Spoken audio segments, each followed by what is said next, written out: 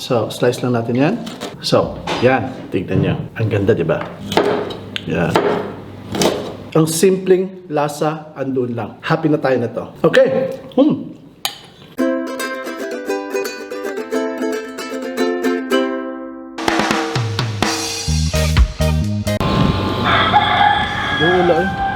Mayong adlaw mga kaigalaan, ako si Chokoy and welcome sa Wandering Kusina. Today's episode, ang gagawin natin is pinakasimpleng pork kilawin. Ito ang process ng ating pork kilawin. So mga ka-wonders, we have pork. So ito isang slab ng pork na binili namin. Defrosted po to kasi wala pong fresh na pork dito sa area namin. So dinefrost namin to. So ito yung gagamitin natin para pang ihaw. So iihawin natin ito. So simple na kilawing baboy. So first, gusto ko lang hiwain to dito banda kasi I want this from here, from this side, manunot yung salt taste natin. Of course, dito din lalagyan din natin kasi ang balat ang medyo mahirap lutuin. So dito tayo maghihiwa. So hiwa lang natin ng paganyan. So hindi natin all the way through ha. Yan, ganyan. So kung mapapansin nyo, ganyan lang ha. Hindi siya all the way po.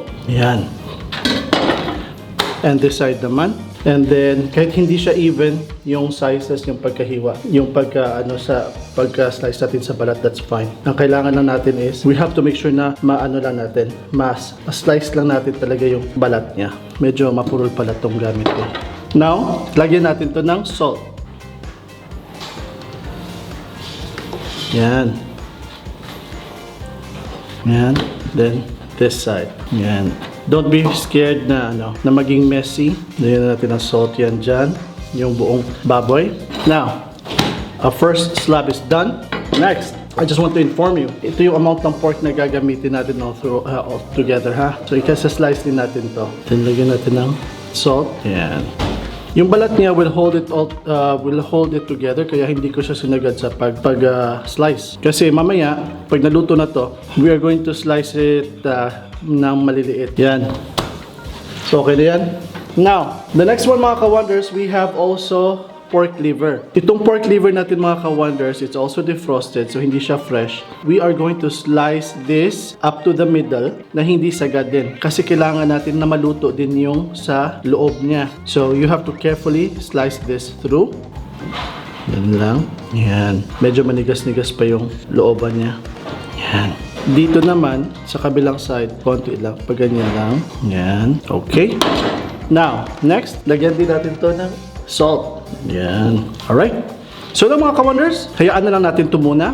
Let's heat up our charcoal para iihaw na natin ito. So, mga ka-wonders, nabaga na siya.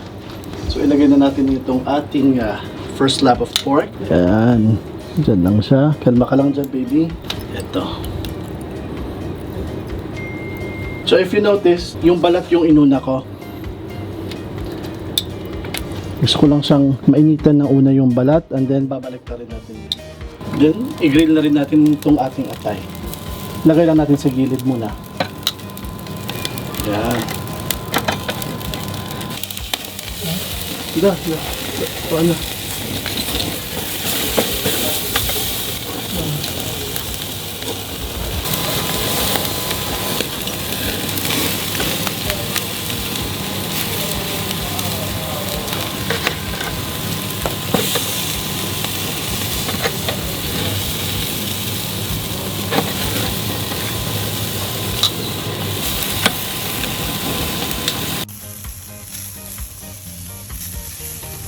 So mga ka-wonders, let's start slicing our pork. Ito, yan. So, slice lang natin yan. Wow, look at that. So, yan. Tignan nyo. Ang ganda, di ba? Medyo nasunog na ng konti, pero kasama yan. Kasama yan sa pagkain natin. Yan. Yan. Yan. Ganyan lang. So, slice lang muna natin ito lahat mga ka-wonders. And then, titimplahan natin to shortly with the rest of our ingredients.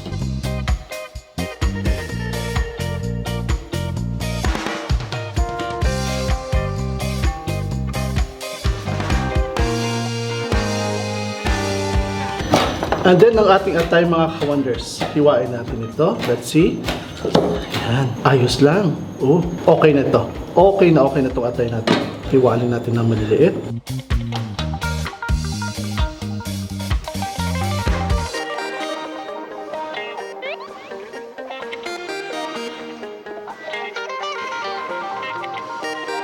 So, linisin na natin ang ating chopping board. And then let's start slicing our onion.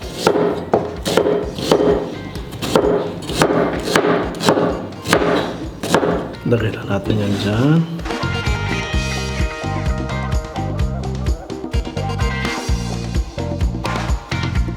Ito natin luya mga ka-wonders. Let's slice this thinly.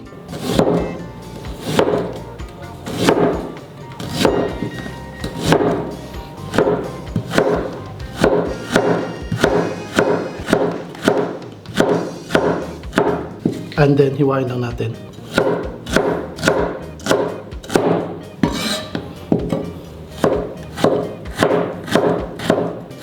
And then, itong sili natin na mahahaba. Yan. So, nakaslice na to. So, we'll just add this up. Yeah. Now, ito pa pala. Lemon natin. We're going to use 2 lemons for this mixture. Sa ganito karami. Then, you can use as much as many calamansi na gusto nyo. Lalagyan din natin to ng vinegar. So, ito lang muna.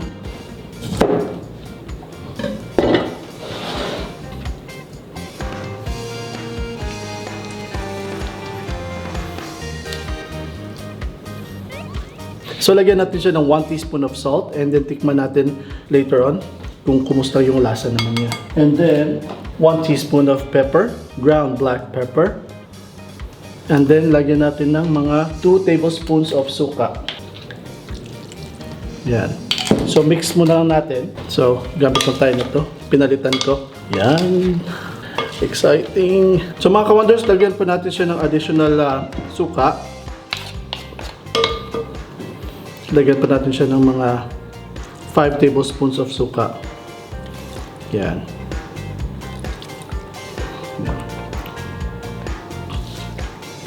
Then, ilagay na natin din tong ating green onions or yung dahon ng sibuyas. Yan. Then, mix natin ulit. Yan. Tikman natin. Last mga ka-wonders, lagyan natin ng siling pula. Yan.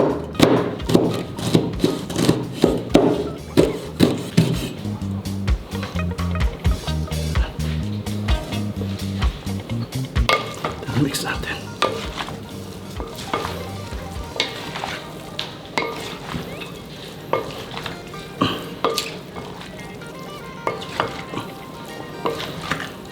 So mga ka-wonders, as we go along, nakulangan ako ng sibuyas. So dadagdagan natin ito ng sibuyas. Yan.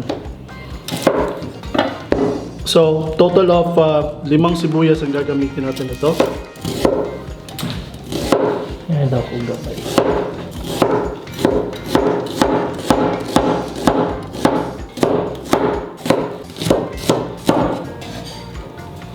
Yan.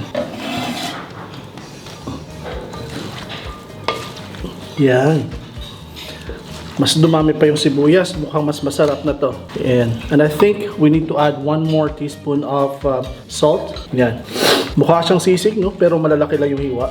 Mga ka-wonders, eto na yung ating pork kilawin. So, tikman na natin mga ka-wonders. So, mga ka-wonders, eto. Tikman na natin. Nako, si Chef Mark nasa likod lang ng camera.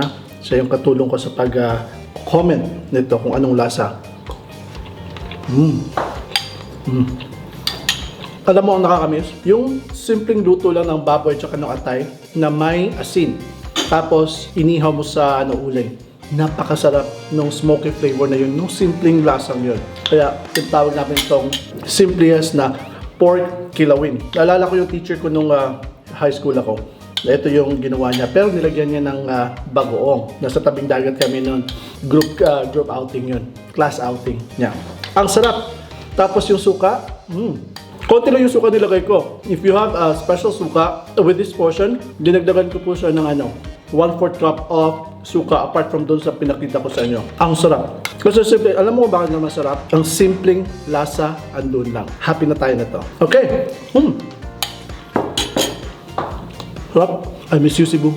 So there you have it mga ka-wonders. That's our episode for today. Pork kilawin. So it's the simplest thing that we can share with you sa version namin na ito.